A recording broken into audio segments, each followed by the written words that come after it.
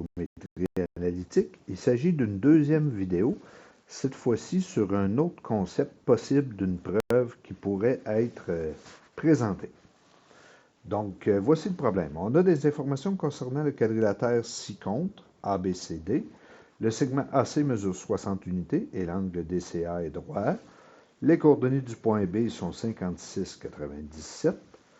L'équation de droite associée au segment AC est y égale moins 4 tiers de x plus 80.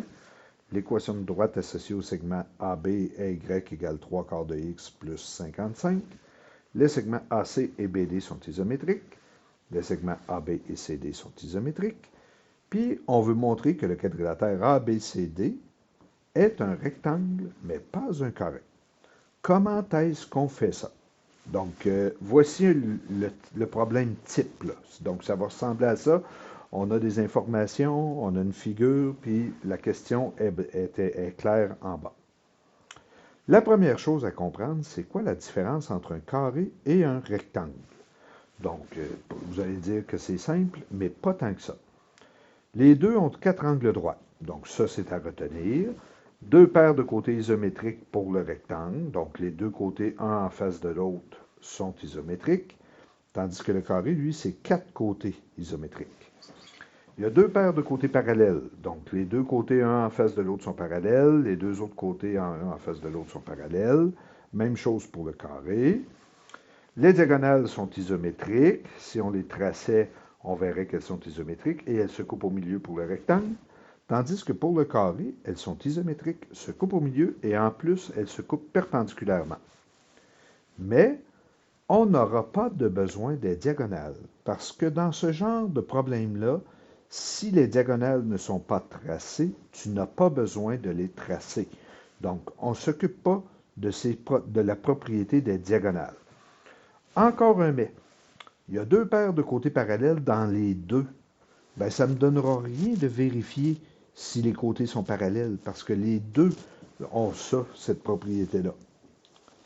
Fait qu'est-ce qu'on s'aperçoit? On s'aperçoit qu'on n'aura pas le choix de vérifier est-ce qu'on a des angles droits et est-ce que j'ai 4 côtés pareils ou seulement 2 paires de côtés pareils. Donc, quand je dis pareil, c'est isométrique. Fait que c'est ce qu'on retient présentement. La première étape, on va parler des données connues. Donc, moi, je te rappelle là, le problème. Au départ, on te disait que le segment AC mesure 60 unités, puis l'angle DCA il est droit. Les coordonnées du point B sont 56,97. Bien, on va venir l'indiquer sur le dessin si ce n'est pas déjà fait. Donc, B, 56,97, 60 unités, un petit angle droit à l'angle C. L'autre information, on te dit que l'équation de droite associée au segment AC. Qu'est-ce que ça veut dire?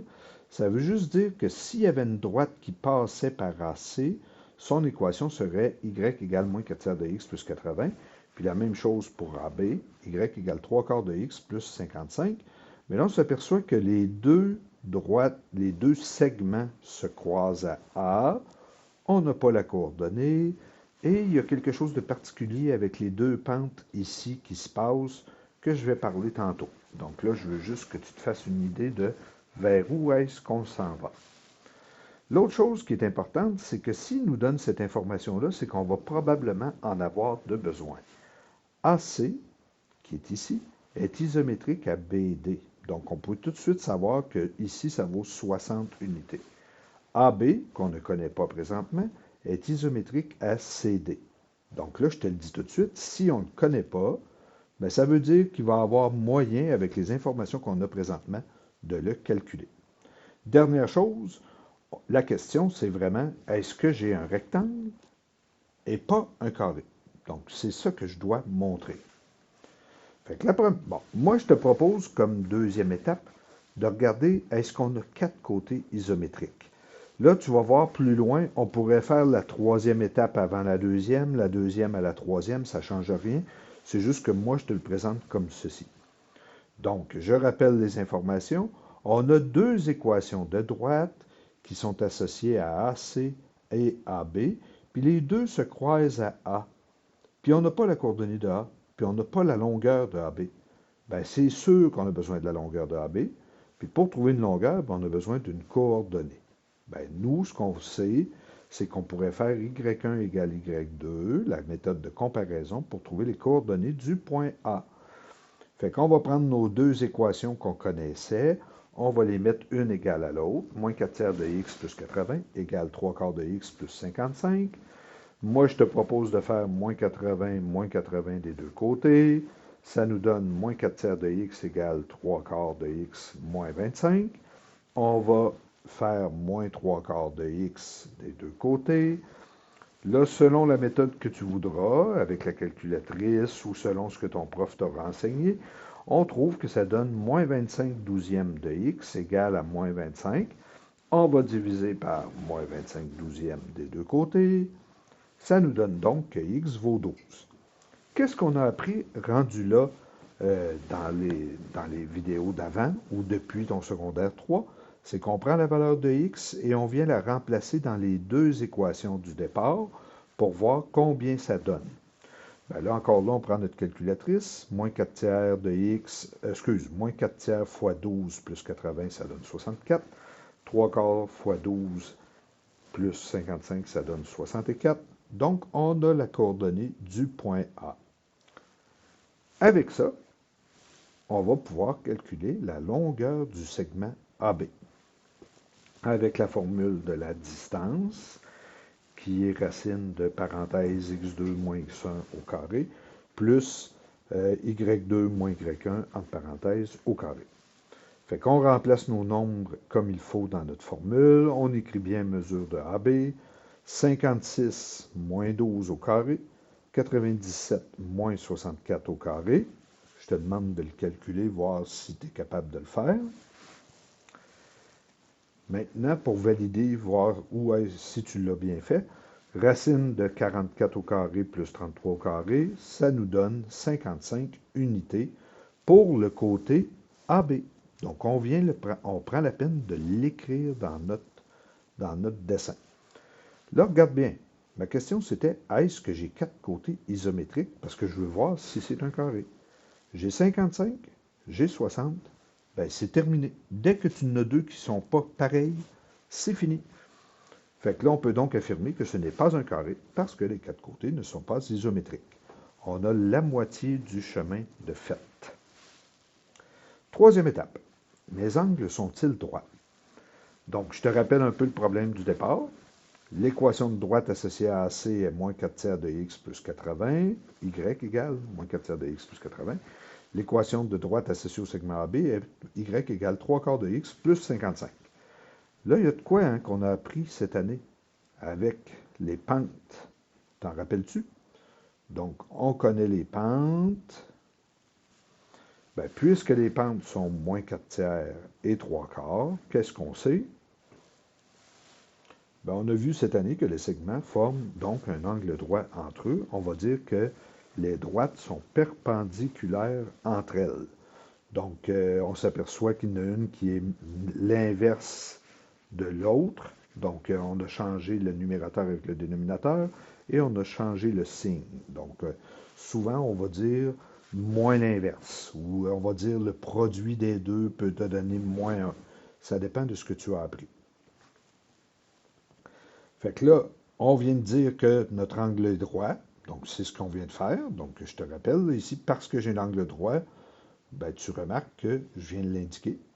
Donc, j'ai deux angles droits. Ben là, puisque les pentes sont moins 4 tiers et 3 quarts, là, on a un rectangle. Donc, j'ai mon angle droit, j'ai deux côtés qui sont pareils. Puis ici aussi, là, on te disait AC et BD sont isométriques. AC vaut 60, BD vaut 60. AB vaut 55, CD vaut 55. Puis j'ai deux angles droits. Ben, j'aurai pas le choix. Les deux autres, ça va être des angles droits aussi. C'est certain. Fait qu'on a un rectangle à cause de ça. Ce n'est pas tout à fait fini. Presque. La quatrième et dernière étape, c'est la conclusion. Fait qu'il faut vraiment prendre la peine de redire la conclusion. Donc, avec ce que je viens de faire comme preuve, je peux affirmer que le quadrilatère ABCD est un rectangle et pas un carré. Donc, là, je te rappelle quelque chose dans ce genre de problème-là. Les premiers problèmes vont te demander un certain temps d'appropriation. Ça veut dire te l'approprier pour que tu sois capable de le faire. Prends le temps de le faire comme du monde. Puis l'objectif final, c'est de faire un numéro comme ça à peu près en 15 à 20 minutes.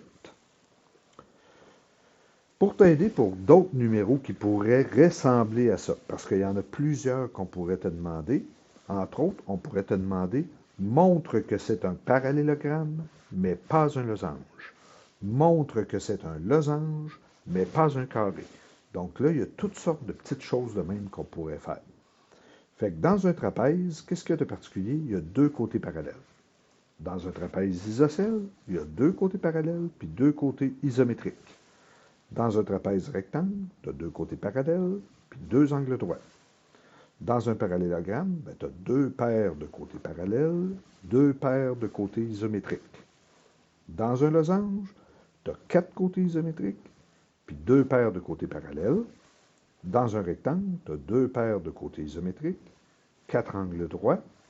Puis un carré, lui, il y a quatre côtés isométriques, puis quatre angles droits. Fait que là, moi, si je te dis, donne-moi la différence entre un losange et un carré, il faudrait que tu me parles des quatre côtés qui sont isométriques, puis il faudrait que tu me parles des angles, parce qu'on voit que la seule différence, c'est les angles. Là, il faudrait que tu me dises, mettons, je n'ai pas des angles droits parce que j'ai des choses comme ça. Si je te parle d'un trapèze rectangle, tu pourrais regarder, est-ce que j'ai deux côtés parallèles? Puis après ça, est-ce que j'ai deux angles droits dedans? Si je te parle d'un trapèze isocèle, j'ai-tu deux côtés parallèles? Puis j'ai-tu deux côtés isométriques? Mais les côtés isométriques, là, il faut comprendre que c'est les côtés qui sont obliques. Donc, ça ici, là, cette diapo-là, moi, je te conseillerais peut-être de la prendre en note dans une feuille résumée ou dans quelque part, parce que ça peut être quelque chose qui peut être pratique dans les exercices que tu vas avoir à faire. Sur ce, je te souhaite des bons exercices.